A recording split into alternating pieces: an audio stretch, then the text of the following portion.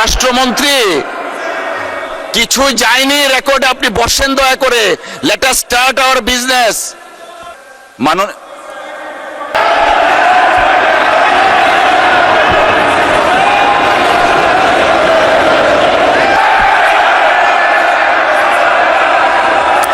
মাননীয় স্বরাষ্ট্রমন্ত্রী কিছু যায়নি রেকর্ডে, আপনি বসেন দয়া করে। Let us start our business.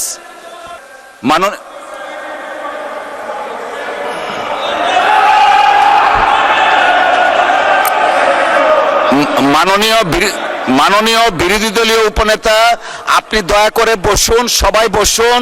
এদিকে যারা আছেন আপনারাও বসুন, আপনারা বসুন বসুন বসুন। মাননীয় উপনেতা, আমি কিছু বলতে চাচ্ছি, আমাকে বলার সুযোগ দেন। সবাই বসুন দয়া করে। আমি মনে করি স্বরাষ্ট্রমন্ত্রী এটা উইথড্র করা উচিত, অথবা আপনি এটাকে এক্সপান্ড করা উচিত, কারণ এছাড়া ছবি আমাদের কাছে আছে। মাননীয় সদস্য, আপনি একটু বসেন, আমাকে একটু বলার সুযোগ দেন। জি, না না, এটা দেখতে খারাপ দেখা যায়, আপনি একটু বসুন প্লিজ। টেক ইউর সিট, বসেন আপনি। আমরা সিস্টেমটা রাখি। মাননীয় সদস্য, আপনিও বসেন।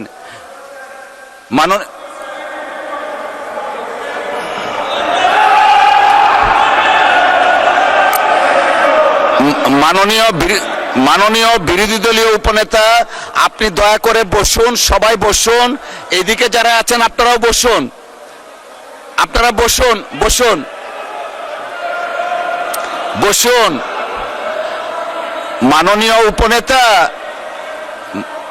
মাননীয় উপনেতা, আমি কিছু বলতে চাচ্ছি, আমাকে বলার সুযোগ দেন।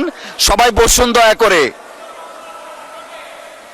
মাননীয় উপনেতা, আপনি বসুন, সবাইকে বসুন please. Take your seat everyone. বসেন বসেন। আচ্ছা ঠিক আছে, বসেন বসেন, সবাই বসেন দয়া করে। সদস্য, আপনি বসেন। জি, মাননীয় স্বরাষ্ট্রমন্ত্রী, আপনিও বসেন, বসেন সকলেই। জি, মাননীয় সদস্য, আপনিও দয়া করে বসুন। মাননীয় সদস্যবৃন্দ, আসলে এটা আমাদের দেশের সর্বোচ্চ জায়গা। এটা আমরা সবাই দায়িত্বশীলতার পরিচয় দিব। আপনি যে কথাটা বললেন, অনেক কথা বলা হয়েছে স্বরাষ্ট্রমন্ত্রীর পক্ষ থেকে। কথা শুরু করলে আমরা অনেকে অনেক কথা বলতেই থাকি। আপনি যা বললেন সর্বশেষ এক্সপান্স করার জন্য আমরা পরীক্ষা নিরীক্ষা করে দেখব। যদি সংসদীয় রীতিনীতির বাইরে কিছু হয়ে থাকে, সেটা পরবর্তীতে সিদ্ধান্ত নেওয়া হবে। সকলকে অসংখ্য ধন্যবাদ। আমরা কোনো বিতর্কে যেতে চাচ্ছি না, প্লিজ বসেন। মাননীয় সদস্যবৃন্দ, দিনের কার্যসূচি অনুযায়ী বসেন প্লিজ, বসেন বসেন। আমরা এটা কোনো আলোচনায় যাচ্ছি না, বিতর্কেও যাচ্ছি না, রুলসে পড়ে না। মাননীয় স্বরাষ্ট্রমন্ত্রী, আপনি 300 বিধিতে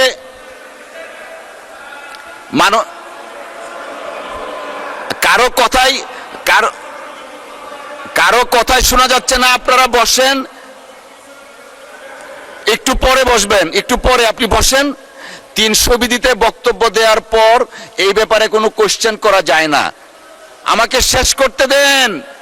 যেহেতু বিরোধী দলের নেতা নেই, উপনেতা হিসাবে উনি দাঁড়িয়েছেন, প্রিভিলেজটা আমরা দিয়েছি। উনি যে বক্তব্য রেখেছেন সেটার প্রেক্ষিতে আমি রুলিং দিয়েছি যে যদি মাননীয় স্বরাষ্ট্রমন্ত্রীর কোনো বক্তব্যে অসংসদীয় কিছু থাকে, পরীক্ষা নিরীক্ষার পর সিদ্ধান্ত দেওয়া হবে। সবাই দয়া করে বসেন, আমরা দিনের কার্যসূচিতে যাচ্ছি। মাননীয় সদস্যবৃন্দ, দিনের কার্যসূচি অনুযায়ী এখন 2025 এটা পরে 2025-26 অর্থ বৎসরের সম্পূরক বাজেট সম্পর্কে সাধারণ আলোচনা অনুষ্ঠান হবে।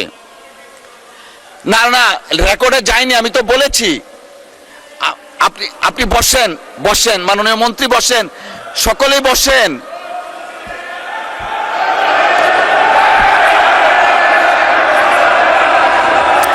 মাননীয় স্বরাষ্ট্রমন্ত্রী কিছু যায়নি রেকর্ডে, আপনি বসেন দয়া করে। Let us start our business. আপনারা বসেন বসেন।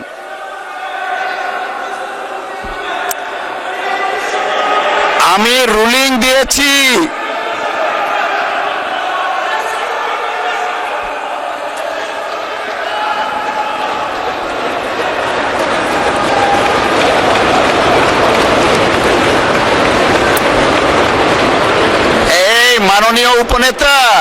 মাননীয় উপনেতা দেখেন, আপনি যে বিষয়টা অ্যাড্রেস করেছেন, আমি হামলি রিকোয়েস্ট করছি আপনাকে। আমি বলেছি যদি কোনো অসংসদীয় ভাষা থাকে, রীতিনীতির বাইরে থাকে, আমরা পরীক্ষা নিরীক্ষা করে সিদ্ধান্ত দিব। এখন আমরা দিনের কার্যসূচিতে যাচ্ছি, কাউকে কোনো কিছু দিচ্ছি না। বসেন।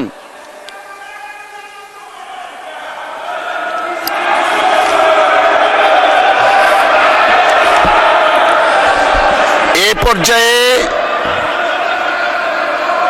ত্রয়োদশ, বসেন দয়া করে। আমি দেইনি, ওনাকে ফ্লোর দেইনি।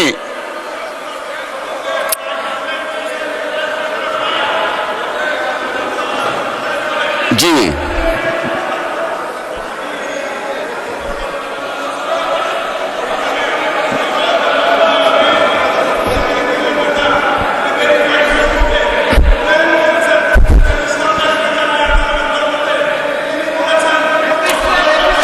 মাননীয়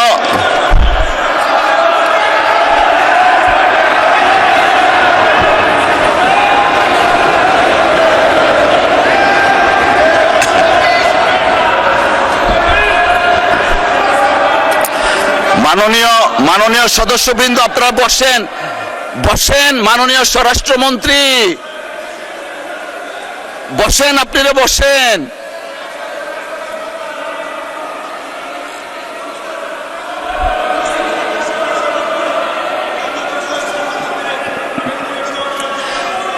মাননীয় স্বরাষ্ট্রমন্ত্রী, আপনার কোনো কথাই শুনতে পাচ্ছি না, আপনি বসেন।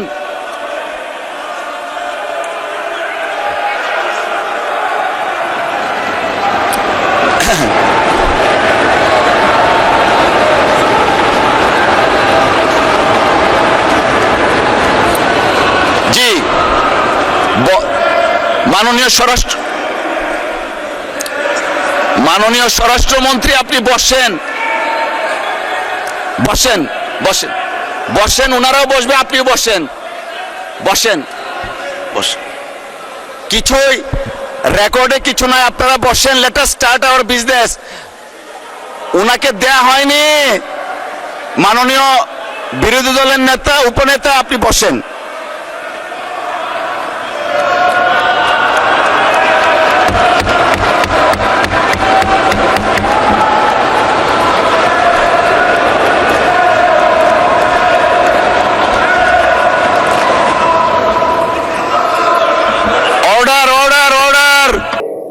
সেখানে একটি বিশেষ খাত তথ্য ও যোগাযোগ প্রযুক্তি বিভাগ, এখানে 2049 কোটি টাকা বরাদ্দ হয়েছে দেখলাম। কিন্তু দুঃখের বিষয় হচ্ছে, তথ্য প্রযুক্তি নিয়ে যেরকম চমৎকার বাজেট হয়েছে, তার বিপরীতে চমৎকার ঘটনা ঘটছে না। আমরা গতকাল অত্যন্ত পরিতাপের একটি বিষয় দেখেছি।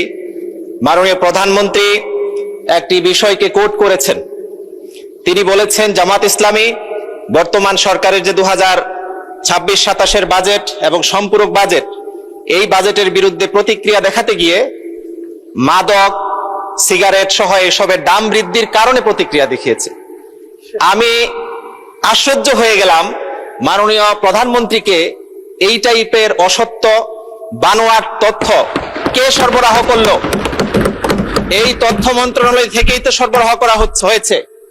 আমি দৃঢ়তার সাথে প্রতিবাদ জানাচ্ছি এবং বলছি, বিগত সময়ে তথ্য বাবার আবির্ভাব হয়েছিল এবং এসব কারণে বাংলাদেশের মানুষ কি পরিমাণ সাফারার হয়েছে সেটি আমরা জাতিগতভাবে দুঃখজনকভাবে অবলোকন করেছি। এই বিষয়টিকে সামনে রেখেই আমি আমার বক্তব্য দিতে চাই। প্রথমেই বলতে চাই, একটি বাজেটের মূল্যায়ন তার ঘোষণার আকার দিয়ে নয়, বরং তার বাস্তবায়ন, সক্ষমতা এবং জনগণের জীবনে প্রভাব দিয়ে করতে হয়। সেই বিচারে এই বাজেট নিয়ে কিছু গুরুতর প্রশ্ন আজকে আমাদের মাঝে রয়ে গেছে। মাননীয় স্পিকার, সরকার 9,38,000 কোটি টাকার বাজেট প্রস্তাব করেছে এবং এখানে 6,95,000 কোটি টাকার রাজস্ব আদায়ের লক্ষ্য নির্ধারণ করেছে। কিন্তু বাস্তবতা হলো, গত কয়েক বছর ধরে ধারাবাহিকভাবে রাজস্ব লক্ষ্যমাত্রা অর্জিত হয় নাই। 25-26 সালের সংশোধিত বাজেটেও রাজস্ব লক্ষ্যমাত্রা কমিয়ে আনতে হয়েছে। তাহলে একই কাঠামো, একই প্রশাসন, একই সীমাবদ্ধতা নিয়ে আগামী সেশনে কিভাবে আরো বড় রাজস্ব সংগ্রহ করা হবে এই প্রশ্নের সন্তোষজনক উত্তর বাজেটে নেই মাননীয় স্পিকার। দ্বিতীয়ত, এই বাজেটে ঘাটতির পরিমাণ 2,43,000 কোটি টাকা। এর অর্থ হলো সরকারকে বিপুল পরিমাণ ঋণের উপর নির্ভর করতে হবে। আরো উদ্বেগের বিষয় হলো সুদের পরিমাণ তথা ঋণের সুদ পরিশোধের মাধ্যমেই 1,27,000 কোটি টাকা ব্যয় হবে। অর্থাৎ জনগণের করের একটি বড় অংশ উন্নয়ন, শিক্ষা বা স্বাস্থ্য নয়, বরং অতীতের ঋণের বোঝা বহন করতে হবে মাননীয় স্পিকার। সরকার 6.5% প্রবৃদ্ধির লক্ষ্য নির্ধারণ করেছে, কিন্তু বর্তমানে মূল্যস্ফীতি এখনো উচ্চ পর্যায়ে। ব্যাংকিং খাতে দুর্বলতা রয়েছে, অথচ যে ব্যাংকিং খাত থেকে একটি বড় অংশের ঋণ গ্রহণ করার উদ্যোগ গ্রহণ করা হয়েছে এবং বেসরকারি বিনিয়োগের প্রত্যাশিত গতিও বাড়ছে না। এই বাস্তবতায় প্রবৃদ্ধির লক্ষ্য অর্জনের জন্য কি ধরনের কাঠামোগত সংস্কার করা হবে তা বাজেটে এখনো পর্যন্ত স্পষ্ট হয়নি। মূল্যস্ফীতি আজ সাধারণ মানুষের সবচেয়ে বড় সমস্যা। মাননীয় স্পিকার, আমাদের দেশে কয় লক্ষ কোটি টাকার বাজেট করা হচ্ছে, মানুষ কিন্তু সেটি দেখে না, দেখে বাজারে গিয়ে বাস্তবতা। করলার দাম কমেছে কিনা, আলু ঠিকঠাক মতো পাওয়া যাচ্ছে কিনা, খাদ্য, বাসা ভাড়া, চিকিৎসা, শিক্ষা সব ক্ষেত্রেই কিন্তু ব্যয় বেড়েছে। আমাদের নিম্ন মধ্যবিত্ত নিম্ন আয়ের মানুষের জন্য এই বাজেটে পর্যাপ্ত স্বস্তির কিছু নেই।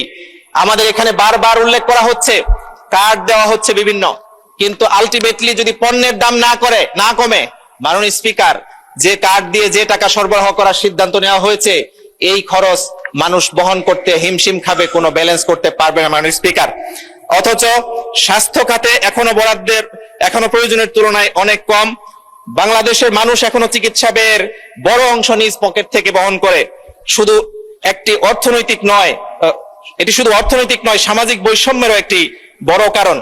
এই সব কিছু মিলিয়ে আমরা ফিল করেছিলাম যে 10টি খাতকে অগ্রাধিকার দিয়ে বাজেট পেশ করা হয়েছে, চমৎকার, কিন্তু সেখানে যদি সুশাসন টপিকটুকু থাকতো তাহলে হয়তো আমরা স্বস্তি পেতাম। আজকে দেখছি মাননীয় স্বরাষ্ট্র মন্ত্রণালয়ের পক্ষ থেকে যে টপিকে বিবৃতি দেওয়া হয়েছে, এরকম আরো অসংখ্য টপিক আজকে আমাদের সংসদে 300 ধারায় কেন বিবৃতি দেওয়া হলো না মাননীয় স্পিকার, এটা আমরা জানতে চাই। এভাবে যদি একের পর এক সুশাসনের দিকে না দেখে, মানুষের অধিকারের দিকে না দেখে বাজেট পেশ করা হয়, এই বাজেট মানুষকে সন্তুষ্ট করতে পারবে না মাননীয় স্পিকার। সর্বশেষ আমি আপনার কাছে একটু সময় বাড়িয়ে চাই, যদি সুযোগ দেন আমাকে। জি, 2 মিনিট দেওয়া হলো আপনাকে। মাননীয় স্পিকার, অত্যন্ত ধন্যবাদ আপনাকে। আমি বিশেষভাবে বলতে চাই, আমাদের এই দেশকে স্থিতিশীল করার ক্ষেত্রে মাননীয় স্বরাষ্ট্রমন্ত্রী বা তার মন্ত্রণালয় যে ভূমিকা রাখছে সেই বিষয়গুলো আমাদের জন্য অত্যন্ত পরিতাপের। তার পাশাপাশি একটি বিষয় দৃঢ়তার সাথে বলতে চাই, এই বাজেটে যে অগ্রাধিকারগুলো দেওয়া হয়েছে আর বিএনপির যে বক্তব্য আমরা বিভিন্ন জায়গায় শুনেছি, সংসদে শুনেছি, তার মধ্যে একটি বিরাট বড় পার্থক্য আমরা দেখতে পাচ্ছি। মাননীয় স্পিকার, এখানে কথায় কথায় যে কোনো সরকার দলীয় সংসদ সদস্যরা সুযোগ পেলেই বলেন জুলাই সনদকে অক্ষরে অক্ষরে, শব্দে শব্দে, নানান ভাবে লাইনে লাইনে বাস্তবায়ন করা হবে, কিন্তু জুলাই সনদের বিশেষ স্পেস গুলোকে সামনে রেখে এই বাজেটে কি বরাদ্দ হয়েছে? শুধুমাত্র আমাদের শহীদ আহতদের, পঙ্গুদের জন্য কিছু ভাতার কথা বলা হয়েছে, কিন্তু আমাদের আপার হাউস যদি হয় সেই বাজেটটা কবে প্রণয়ন করা হবে এটা আমরা জানতে চাই মাননীয় স্পিকার। এরকম অসংখ্য বিষয়কে সামনে রেখে বাজেটের সাফল্য আমরা যদি মনে করি যে আকার দিয়ে সমাধান করব, তাহলে কিন্তু হবে না। মাননীয় স্পিকার, সরকার বিনিয়োগ ও কর্মসংস্থান বৃদ্ধির কথা বলেছে, কিন্তু বিনিয়োগের জন্য যে পরিবেশ প্রয়োজন তা কি দেশে বিদ্যমান? আইন শৃঙ্খলা পরিস্থিতি, নীতিগত অনিশ্চয়তা, প্রশাসনিক জটিলতা এবং বিভিন্ন অনানুষ্ঠানিক ব্যয় বিনিয়োগকারীদেরকে নিরুৎসাহিত করছে। বিদেশি বিনিয়োগ এখনো অত্যন্ত নিম্ন পর্যায়ে রয়েছে। অন্যদিকে সরকারের বাজেট ব্যাপকভাবে ঋণ নির্ভর, আমরা সেটা বললাম। সরকার সবার জন্য উন্নয়নের কথা বলছে, কিন্তু বাস্তবে উন্নয়ন বরাদ্দের ক্ষেত্রে বৈষম্যের অভিযোগ রয়েছে। দেশের বিভিন্ন অঞ্চলের মধ্যে উন্নয়ন বৈষম্য এখনো প্রকট, বিশেষ করে উত্তরাঞ্চল দীর্ঘদিন ধরে অবকাঠামো উন্নয়ন বিনিয়োগ বঞ্চিত। এ ব্যাপারে বাজেটে কি বলা হয়েছে সেটা কিন্তু আমাদের জন্য প্রশ্নের। পরিশেষে বলতে চাই, অগ্রাধিকার নির্ধারণে যথেষ্ট নয়, সেই অগ্রাধিকার বাস্তবায়নের জন্য রাজনৈতিক সদিচ্ছা, সুশাসন, জবাবদিহিতা এবং সুস্পষ্ট কর্মপরিকল্পনা প্রয়োজন।